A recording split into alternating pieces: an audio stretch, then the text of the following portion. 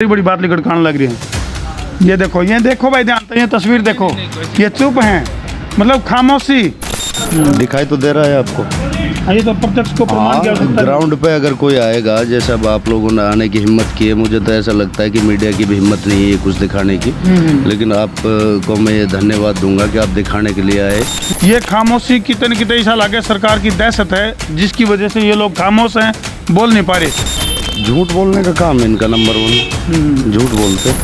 ये देखो, मतलब ये मानस आड़े के इतने सदमे में है, ये बोल नहीं पा रहे। ये हिम्मत नहीं जुटा पाती मीडिया इस इलाके ये बड़ी बात है। कुछ तो मीडिया वाले हिम्मत नहीं जुटा पा रहे भाई, और कुछ यहाँ के स्थानीय लोग इसकी तरह चुप्पी साध ले, जो करीब मानस चुप हो गया। तो भाई सारी अनकितन कितन न्यूज़ सुनने में आ गया भाई, यह बात न्यू है। लेकिन फिलहाल जो है हम पहुँच गया नू मेवात, और नू में फिलहाल मौजूद हाँ। और नू के अंदर जैसे हम घुसे तो ऐसा लग गया अकबई जनों तो कितने ओपरी जगह पर पहुँच गए। तो फिर आड़े के जो स्थानीय लोग थे उन तो हमने पूछा अकबई ये मामला आखिर है के। तो सरकार की अनदेखी की सीधी तस्वीरें आड़ा हमने देखी, जो तो हमने कुछ देर में दूसरी तस्वीरों में और देखने मिलेंगी। तो फिलहाल जो है तो हम मार गया लाइव जुड़ गए हो सारे भाइयों ने। राम राम भाई, मैं हूँ तारा देसी पत्रकार धर्मू, देसी देख बिना ब्रेक, लाइक शेयर पर गुट्ठा टेक, और भाई नू के लायक जो टेक। तो फिलहाल हमारा गेला जो मौजूद है नू के लोग हैं, जो मैं बताऊंगा भी आड़े कारण के हैं, राजनीतिक हालात किस तरह के हैं। और भाई मान ले ऐसा काम हो गया, चाय का कप भी हाथ में ले हुआ है तो बोले चाय पे चर्चा, और कोई अपने भीतर की बात बताओ है तो बोले मन की बात। तो ये कितने मन की बात, कितने रंग की बात, और ढंग की बात पान दिए नहीं कितने, क्यों जी ढंग की बात पान दिए नहीं कितने। ये देखो, मतलब ये मानस आड़े के इतने सदमे में है, ये बोल नहीं पा रहे, चुप्पी साध ली है। क्षेत्र में न्यू है, सड़क में खड्डे में सड़क हैं, लेकिन बेचारे बोल नहीं सकते। हाँ जी, क्या नाम है जी आपका? साजिद नाम है मेरा।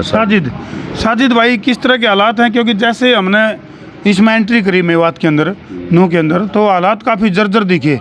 ऐसा लग गया जो तो सदियों पुराना इलाका है, यूँ जो तो भूतकाल में पहुँच गए थे।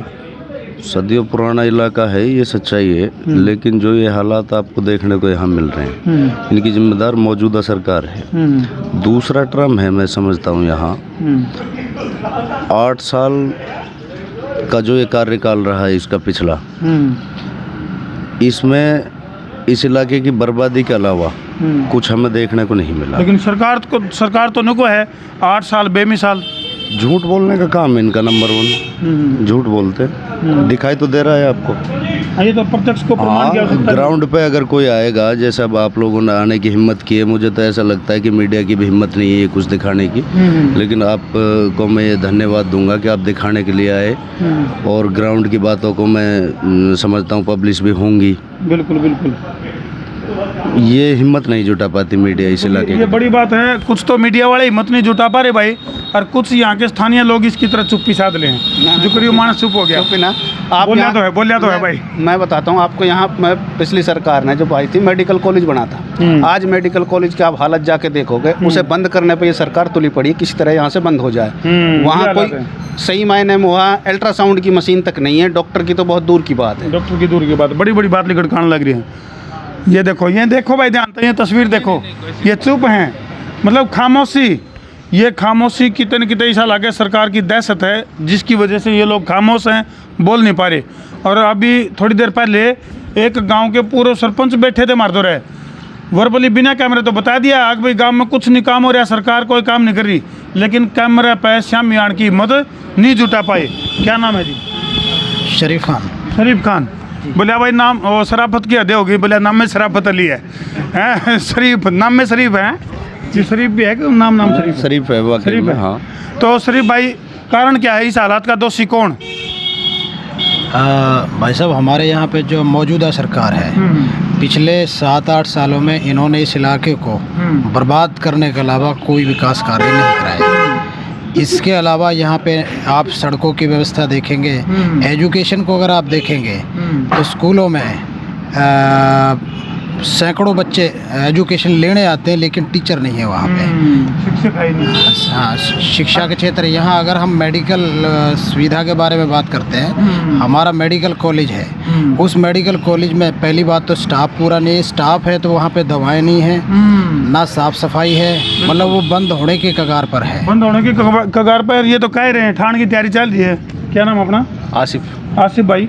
मतलब मेडिकल कॉलेज को उठा के लेके जाने की तैयारी चल रही है। मेडिकल लगता तो ऐसा ही है, जैसा ही हालात देख के लग रहा है देख के ऐसा लगता है कि उठाने की तैयारी में। बिल्कुल, लेकिन ये दूसरी बात है एजुकेशन में पहले तक मेवात कैडर बनाया था, अलग कैडर में, उसमें भर्ती भी आज तक जब से ये सरकार आई कोई नई भर्ती नहीं हुई। पिछला ये काम जरूर किया है, पिछली जो सरकार पहले मास्टर था उनके लिए ट्रांसफ़र खोल दिए और वो सारे ट्रांसफ़र यहाँ से चले गए बजाय नए लगाने के बाद। ऐसी सैकड़ों स्कूल है मेवात में जिनमें एक भी टीचर नहीं था। बिल्कुल, ये देख लो भाई। और जब टीचर नहीं होगा तो फिर पढ़ाई कितनी होगी? तो इस तरह के कुछ हालात है। क्या नाम है जी आपका? शरीफ है जी। शरीफ, दो शरीफ हो गए। ये तो शराफत की जमायत होगी। तो शरीफ भाई, कि इसके लिए जिम्मेदार कौन? सरकार है जी। सरकार भी है क्या? आपको नहीं लगता कि कुछ लोगों की चुप्पी भी इसके लिए जिम्मेदार है? बिल्कुल जी। जो कुछ लोग यहाँ से उठ के चले गए वो भी जिम्मेदार हैं। चुप हो गए, कैमरा देख के चले गए हो। नहीं सर, सरकार कराना चाहिए। हमारे यहाँ कोई विकास नहीं हुआ। आवाज़ तो उठानी पड़ेगी ना। वो आवाज़ तो उठानी पड़ेगी। बिल्कुल बगैर आवाज़ उठाए कुछ नहीं होता भाई। इन्हों का आग्रह बिना रोए तो माँ भी दूध को नहीं पहनती। क्या नाम है जी? शौकत भाई, जिम्मेदार कौन? जी सरकार जिम्मेदार है जी। सरकार जिम्मेदार है जी। विधानसभा में अगर हमारा कोई नुमाइंदा आवाज़ भी उठाता है तो उस पर गौर नहीं की जाती है। गौर नहीं किया जाता। ये बातें भाई। तो भाई इन्हों का आग्रह जितने मुँह उतनी बात। तो इस तरह की चीज़ हड़ताल कांड लग रही है। एक और बहुत अहम एजेंडा है, पूरे मेवात की मांग भी है और ज़रूरत भी है। अब आप जैसे यहाँ से निकलेंगे, मैं समझता हूँ आप राजस्थान की तरफ जाने के लिए कूच कर रहे हैं। 35 किलोमीटर का टुकड़ा अब यहाँ से नूह से आगे निकल के हरियाणा का बच रहा है। फिरोजपुर झिरका कॉन्स्टिट्यूंसी लगेगी, वहाँ अगौन दोहा रावड़ी के लगभग वहाँ हमारा इलाका ख़त्म हो जाता है हरियाणा का। यहाँ से जब आप निकलेंगे तो सिंगल रोड है और काफ़ी यातायात है, उस पर बड़ी ट्रैफिक है। नेशनल हाईवे का नाम दे रखा है, उसको नाम दे दिया डॉक्यूमेंट्री है। अब बात यह है वो सिंगल रोड है, बहुत आवाजाही है, बड़ा ट्रैफिक है, आए दिन इतने एक्सीडेंट होते हैं। अगर आप रेशियो निकाल के देखेंगे और डेटा जो आपके पास होंगे भी, अगर नहीं है तो आप कलेक्ट करने की मैं आग्रह करूँगा आपसे। इतने एक्सीडेंट पूरे हरियाणा में किसी इतने बड़े टुकड़े में नहीं होते और ना इतनी मौतें होती। बिल्कुल। तो सरकार का जो मंसूबा है वो यही है, ना तो रोड को बना रही है, और ये किस लिए नहीं बना रहे आप समझ सकते हैं। चूँकि मैं समझा देता हूँ दर्शकों को। साजिद भाई, मैं समझ गया। यानी कि सरकार का एक सूत्री प्रोग्राम है भाई, जनसंख्या कम करनी है।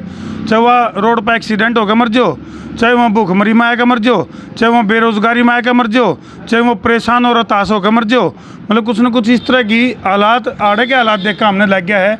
तो फिलहाल इन लाइव तस्वीरें पर हमने छोड़ कर जाने लग रहे हैं। और सड़क और शिक्षा दो मूलभूत ज़रूरतें हैं जो कि नूह मेवात की ज़रूरत है।